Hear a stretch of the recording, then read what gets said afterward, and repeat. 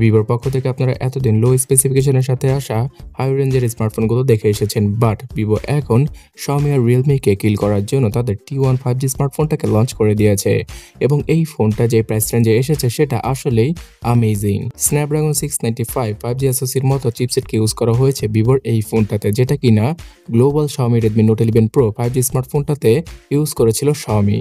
তো আজকের এই ভিডিওতে ভিভো T1 5G স্মার্টফোনটা সম্পর্কে জানাচ্ছি। এই ফোনটার বক্স কন্টেন্ট হিসেবে আপনারা পেয়ে যাবেন ডিভাইসটির পাশাপাশি ইউজার ম্যানুয়াল গাইড, 18 ওয়াটের চার্জিং ব্রিক আর সিম ইজেক্টার টুল।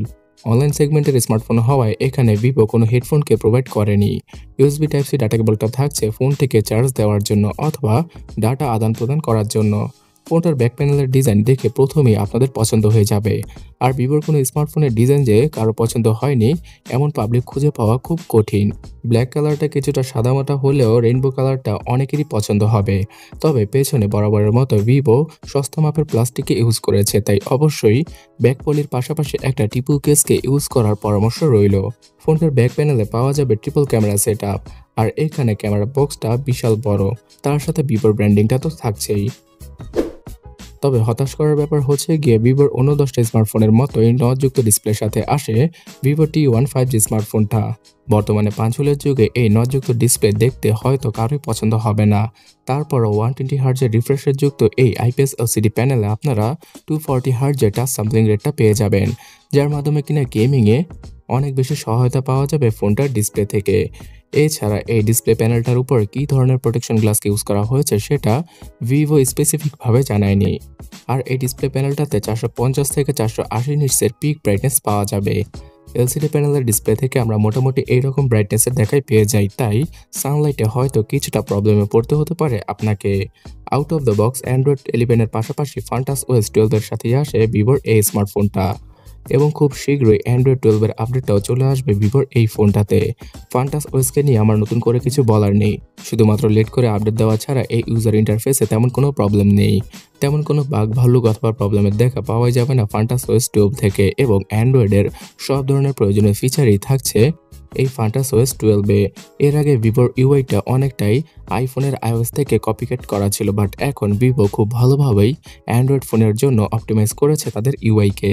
পারফরমেন্স সেকশনে কোয়ালকম স্ন্যাপড্রাগন 695 5G SoCকে ইউজ করা হয়েছে ভিভোর এই ফোনটাতে, যেটা কিনা শুধুমাত্র 6 ন্যানোমিটার আর্কিটেকচারে তৈরি করা একটি অক্টাকোর SoC। আর এখানে 5G ব্যান্ডের সুবিধাও পাওয়া যাবে, তবে সেটা সর্বোচ্চ 2টি। সো বাংলাদেশে 5G আসলে হয়তো আপনারা তেমন ভালোভাবে ইউজ করতে পারবেন না এই ফোনটা, কিন্তু ফোনটার জিপিইউ হিসেবে থাকছে Adreno 619, যেটা দ্বারা কিনা PUBG'র মতো গেমটি 40 FPS প্লে করা পসিবল।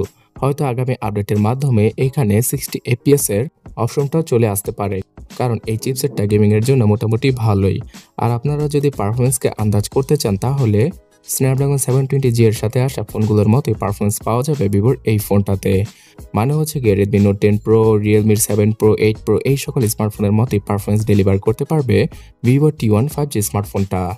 স্টোরেজ সেকশনে 4GB থেকে শুরু করে 8GB র্যামের ভেরিয়েন্ট পর্যন্ত পাওয়া যায় ভিভোর এই ফোনটাকে। তার সাথে সর্বোচ্চ 4 থেকে 5GBর মতো ভার্চুয়ালি র্যাম এক্সটেন্ড করার একটা সুবিধা রয়েছে, এবং ইন্টারনাল মেমোরি হিসাবে এই সবগুলো ভেরিয়েন্টে 128GBর ইন্টারনাল মেমোরিকে ইউজ করেছে ভিভো, যেটা কিনা UFS 2.1-এর। এই স্মার্টফোনটাতে পাওয়া যাবে হাইব্রিড সিম স্লট, মানে দাঁড়াচ্ছে গিয়ে 2টা সিম ইউজ করা যাবে একসাথে, অথবা একটা সিম আর একটা SD কার্ডকে ইউজ করতে পারবেন আপনি। আর র্যামের ক্যাটাগরির কথা বলতে গেলে এখানে LPDDR4X এর র্যামটাকে ইউজ করেছে ভিভো। ক্যামেরা সেকশনে 50 মেগাপিক্সেলের ট্রিপল ক্যামেরা সেটআপটা ফোনটার পেছনে পাওয়া যাবে, বাট এখানে কোনো আল্ট্রাওয়াইড ক্যামেরাই নেই। মানে আপনারা হয়তো বুঝতেই পেরেছেন যে 5Gকে ফোনের মধ্যে ইমপ্লিমেন্ট করতে গিয়ে ভিভো এখানে আল্ট্রাওয়াইড ক্যামেরাকে গুলি মেরে উড়িয়ে দিয়েছে।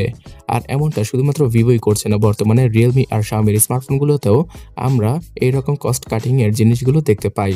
তো 2 মেগাপিক্সেলের ফালতু ম্যাক্রো এবং ডেপথ ক্যামেরা সেন্সরের সাথেই আসে ভিভোর এই স্মার্টফোনটা, বাট পেছনের ক্যামেরা বাম্পটা অনেক বড় হওয়ায় হয়তো অনেকে মনের ভুলে ভাববেন যে এখানে খুব ভালো মানের ক্যামেরা সেটআপ ইউজ করা হয়েছে। ভিভো তাদের T1 5G স্মার্টফোনটাকে শুধুমাত্র পারফরমেন্সের জন্য এবং অনলাইনে যারা কিনা ফোন সম্পর্কে ঘাটাঘাটি করেন অথবা জানেন তাদের জন্যই তৈরি করেছে। তো এই জন্য 50 মেগাপিক্সেলের স্যামসাং এর সেন্সরকে ইউজ করা হয়েছে ফোনটার রিয়ার ক্যামেরা হিসেবে। আর ফ্রন্টে পাওয়া যাবে 16 মেগাপিক্সেলের ডিসেন্ট কোয়ালিটির সেলফি। ভিভোর ক্যামেরা অ্যালগোরিদম সবসময় যে কোনো হিউম্যান ফেসকে স্মুথ করে ফেলে। এছাড়া আপনি যদি কিছুটা শ্যামলাকৃতিরও হন তাহলে এই ফোনটার ক্যামেরা দ্বারা ছবি তোলার পরে আপনাকে কিছুটা ফর্সা মনে হবে। তবে ভিডিও রেকর্ডিং এর বেলায় 4K এর অপশনটা নেই। সর্বোচ্চ 1080p রেজলিউশনের 30 fps এ ভিডিওগুলো শুট করা পসিবল ভিভোর এই ফোনটা দ্বারা। তার সাথে পাওয়া যাবে জাইরোবেস ইয়াসের সাপোর্ট। ফ্রন্ট এবং ব্যাক ক্যামেরার দ্বারাই এই সেম রেজলিউশনের ভিডিওগুলো আপনারা শুট করতে পারবেন। আর ক্যামেরা মোডের কথা বলতে গেলে বেসিক কিছু ক্যামেরা মোডের ফিচার পাওয়া যাবে ফোনটার ক্যামেরা অ্যাপে। সো স্ন্যাপড্রাগন 695 5G প্রসেসরটার এই একটা সমস্যা, এখানে 4K তে ভিডিও রেকর্ডিং এর কোনো অপশনই পাওয়া যায় না। তবে ক্যামেরা সেগমেন্টে এই ভিভো T1 5G স্মার্টফোনটা বাজেট অনুযায়ী মোটামুটি ডিসেন্ট কোয়ালিটির একটা আউটপুট দিয়ে দিবে আপনাকে। ভিভো তাদের এই স্মার্টফোনটাতে 3.5mm হেডফোন জ্যাককে দিলেও এখানে ডুয়াল স্টোরেজ স্পিকারের দেখা আপনারা পাবেন না। বটম ফায়ারিং সিঙ্গেল স্পিকার এবং ওয়াইফাই, ব্লুটুথ, জিপিএস আর FM রেডিওর সাথে আসে ভিভোর এই স্মার্টফোনটা। ফোনটার সাইডে পাওয়া যাবে সাইড মাউন্টেড ফিঙ্গারপ্রিন্ট স্ক্যানারকে, যেটা কিনা পাওয়ার বাটনের সাথে যুক্ত করে দেওয়া হয়েছে। তার সাথে সফটওয়্যার বেস ফেস আনলক এবং সব ধরনের প্রয়োজনীয় সেন্সরকে পাওয়া যাবে ভিভোর এই স্মার্টফোনটায়। ফোনটাকে পাওয়ার ব্যাকআপ দেওয়ার জন্য 5000 mAh এর ব্যাটারিকে এবার ইউজ করেছে ভিভো। তো দেখে ভালো লাগলো যে মোটামুটি স্লিম একটা স্মার্টফোনের মধ্যেও ভিভো 5000 mAh এর ব্যাটারিকে ইউজ করেছে। তাছাড়া এই স্মার্টফোনটাতে পাওয়া যাবে শুধুমাত্র 18 ওয়াটের চার্জিং স্পিড। সো বর্তমান সময়ে এসে অবশ্যই ভিভোর উচিত ছিল 30 অথবা 33 ওয়াটের চার্জিং স্পিডকে এই ফোনটাতে ইউজ করার। বাট প্রথমেই বলেছে যে 5G কে ইমপ্লিমেন্ট করতে গিয়ে ভিভো বেশ কিছু জায়গায় কস্ট কাটিং করেছে T1 5G স্মার্টফোনে। তার কারণ হিসেবে শুধুমাত্র 18 ওয়াটের চার্জিং স্পিডের সাথে ভিভোর এই ফোনটাকে আপনারা চার্জ করতে পারবেন।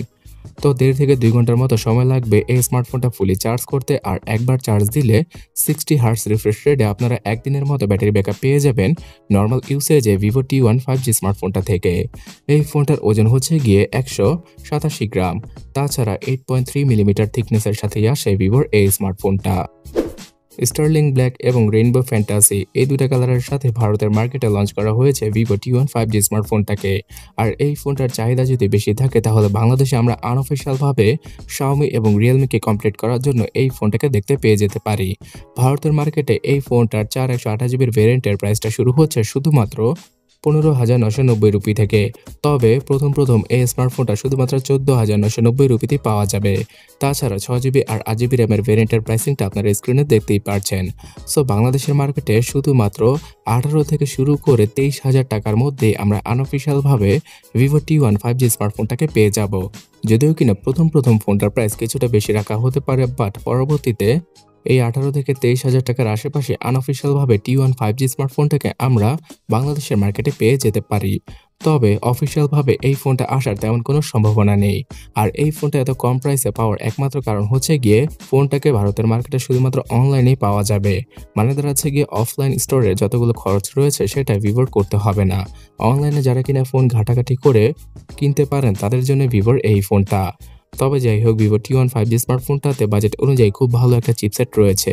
তবে এখানে 4K ভিডিও রেকর্ডিং না থাকা আর নটযুক্ত ডিসপ্লের কারণে হয়তো অনেকেই এই ফোনটাকে পছন্দ করবেন না।